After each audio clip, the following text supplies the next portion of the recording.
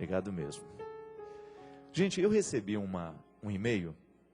Na verdade, eu não tenho a autoria do texto.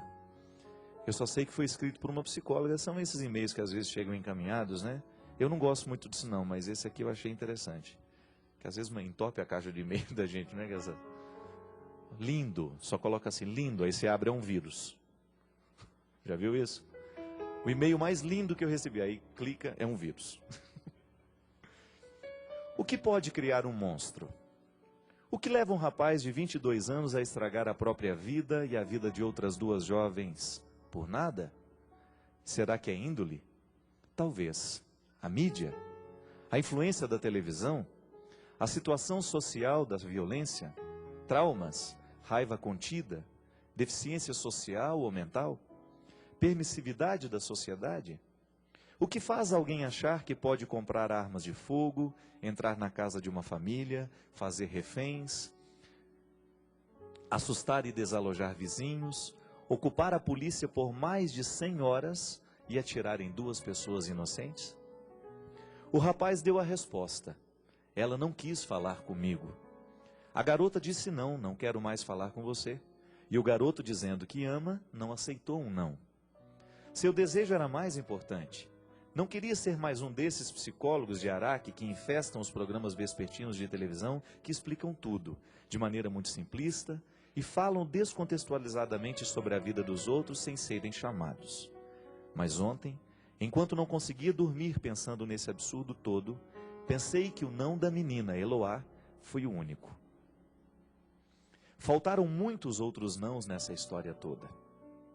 Faltou um pai e uma mãe dizerem que uma filha de 12 anos não podia namorar um rapaz de 19.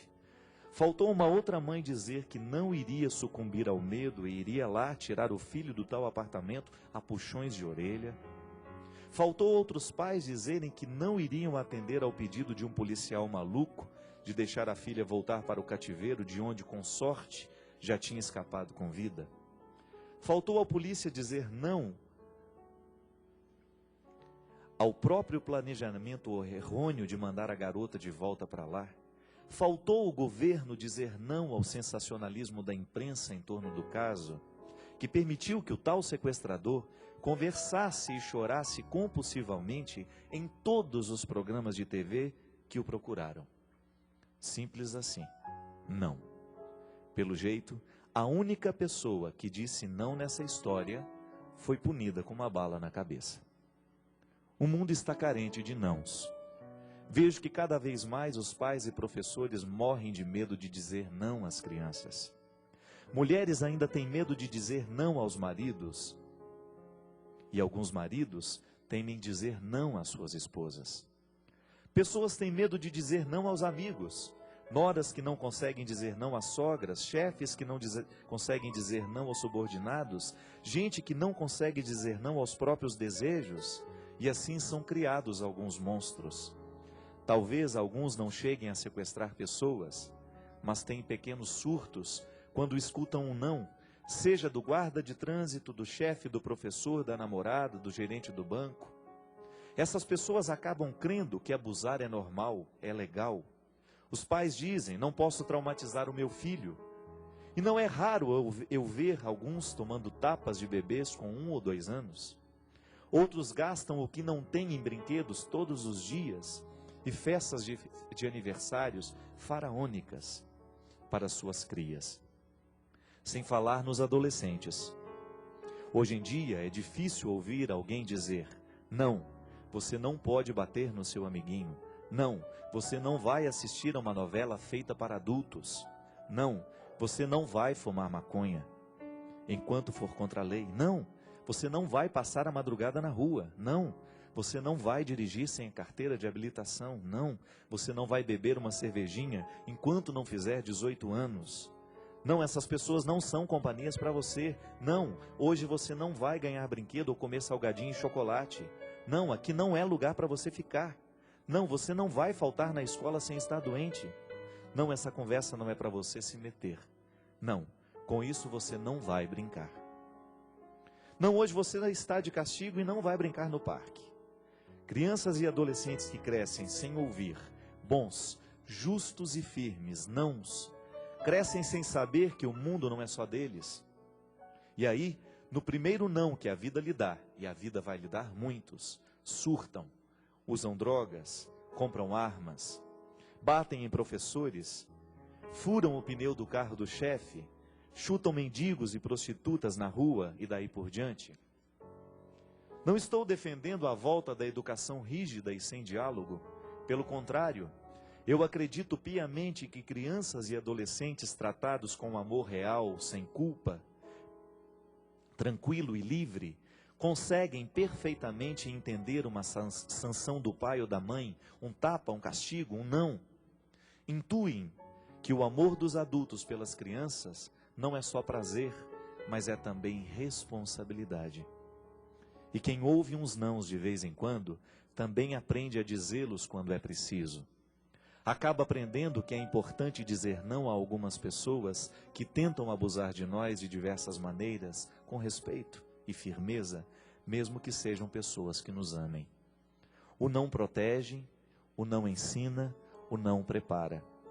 Por mais que seja difícil, eu tento dizer não aos seres humanos que cruzam o meu caminho quando acredito que é hora.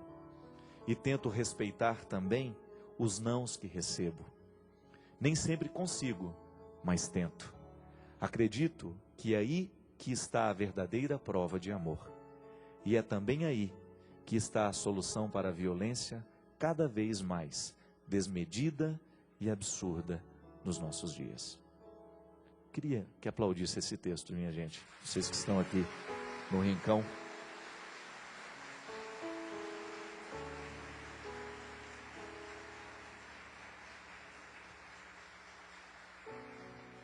Eu confesso, eu recebi esse texto na semana passada e iria lê-lo, retrasada, ia lê-lo justamente naquele dia da grande tempestade que teve aqui em Cachoeira Paulista e a gente não pôde fazer o programa. Mas eu gostaria de parabenizar sem saber quem é, porque eu não tenho a autora, é uma psicóloga, e ela se traduziu muito bem, né? Eu não sou uma daquelas psicólogas que faz questão de estar nos programas vespertinos de televisão dando palpite na vida de ninguém.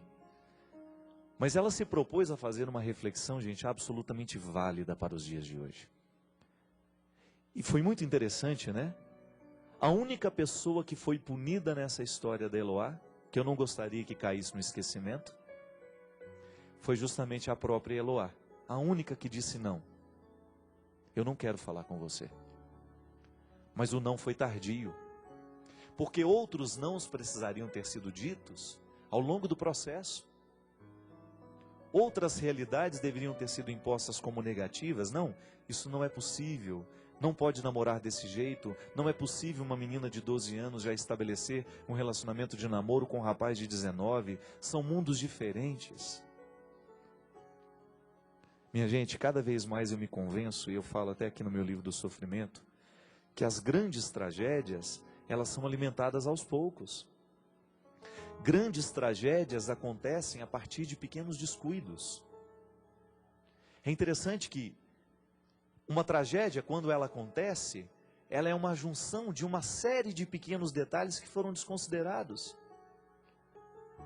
A verdadeira educação, eu trabalhei e estudei muito o processo educacional, e tenho certeza que muitos educadores que agora me acompanham vão de concordar comigo.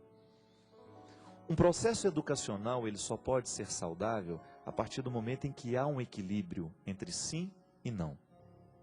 Como ela mesma disse, não estou querendo propor um modelo educacional repressivo, né, coercitivo, que venha impor pela força do grito, que venha proibir tudo aos filhos, não. Mas o que essa psicóloga está propondo é que a gente assuma a responsabilidade na hora certa, para que depois a gente não seja responsabilizado por coisas piores, por coisas trágicas. Hoje, minha gente, o grande desafio nosso como pais e mães, como educadores, como pessoas que de alguma forma têm a possibilidade de interferir no processo social, é a gente educar as pessoas para o limite, para a situação em que todos nós teremos que enfrentar, em que a vida vai nos oferecer um não. Nós não podemos encontrar uma pessoa que foi feliz e que foi realizada, que só encontrou sim pela vida, muito pelo contrário. Aliás, eu acredito que uma pessoa ela vai se tornando interessante à medida em que ela vai conseguindo vencer as adversidades que encontra. Ninguém nasce pronto. Nós não temos a possibilidade de ter uma vida pronta, um mundo ordenado, se a gente não passa pela experiência de produzi-lo. E um filho é um empreendimento que precisa o tempo todo ser talhado, como se fosse mesmo uma escultura, né? A partir deste formão humano, né? Desta ferramenta que se chama amor, que dá 2 golpes. O amor é uma ferramenta que dá 2 golpes, para permitir e para negar. Engana-se aquele que pensa que o amor é uma ferramenta que só dá o golpe da permissão. Não. O amor dá o golpe da permissão, mas ele também dá o golpe da negação. Porque somente nesse equilíbrio é que a gente vai conseguir